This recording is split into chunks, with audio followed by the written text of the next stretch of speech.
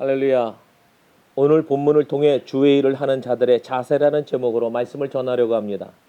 우리는 예수님을 통해 새로운 생명을 받았습니다. 우리도 예수님을 이어 세상을 향한 목자가 되어 나아가야 합니다. 그런 그리스도인들에게 베드로는 선한 목자가 되시는 예수님을 목자상의 본으로 보고 어떻게 해야 하는지 표현하고 있습니다. 첫 번째, 하나님의 뜻을 따라 자원함으로 해야 합니다. 2절 다 같이 읽어봅니다. 먼저 억지로 하지 말라고 말합니다. 억지로 하면 자기에게 손해가 주어지는 것뿐 아니라 자기가 속한 모든 것에 결실보다는 손해를 끼치게 됩니다. 그러면서 베드로는 자원함으로 하며라고 말합니다. 말 그대로 이건 누가 시켜서 하는 것도 아니고 시킨다고 할 수 있는 것도 아닙니다. 나를 내세우고 주장하지 않는 태도입니다. 그리고 다른 이들의 본이 되는 삶입니다. 본이 되는 삶이란 앞서가는 사람입니다.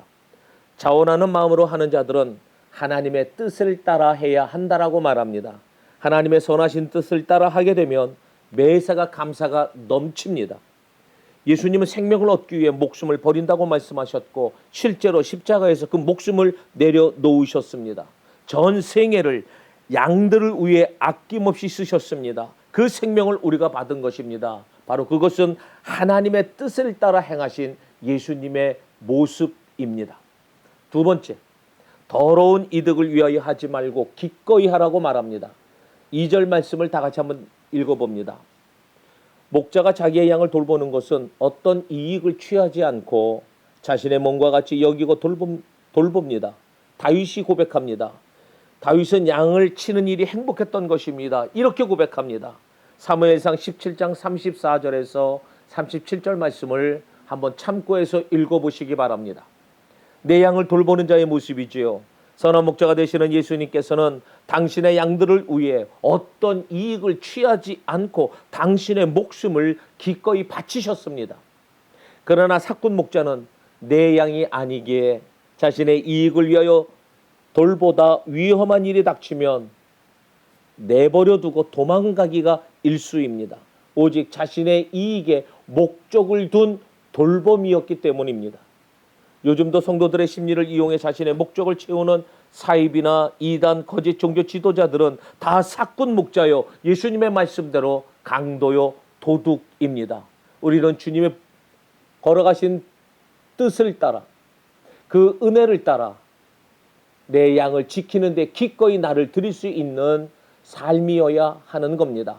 마지막으로 세 번째, 양무리의 본이 되어야 합니다. 3절 말씀 다 같이 읽어봅니다. 베드로는 하나님께서 우리에게 맡기신 양 무리들을 지배하거나 그 위에서 군림하려고 하지 말라고 권면합니다. 오늘 본문에서 주장하는 자세라는 말은 위에서 강제로 짓누르고 스스로 주인 노릇한다는 뜻입니다.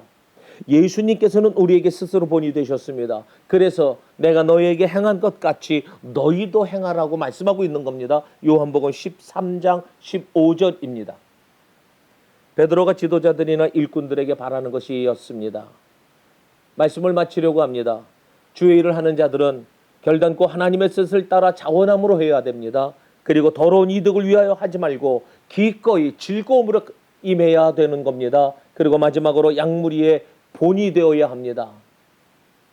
먼저 믿고 은혜를 받은 우리가 열심을 다해 하나님의 영광을 위해 일하시는 성도 여러분들이 되시기를 주님의 이름으로 기원합니다. 할렐루야.